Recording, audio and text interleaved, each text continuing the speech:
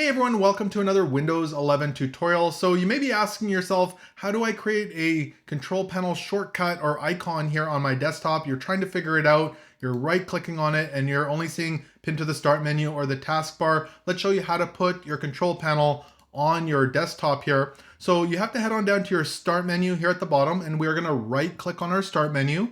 And in the menu that pops up, you'll see the settings option right here. You can go ahead and left click on settings. Now over on the left-hand side, make sure you select personalization. You can left click on that.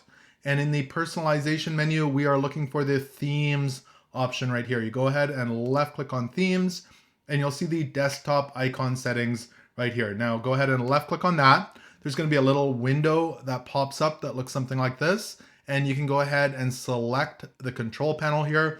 Now, if you're trying to remove it, you could come back in here and unselect it later.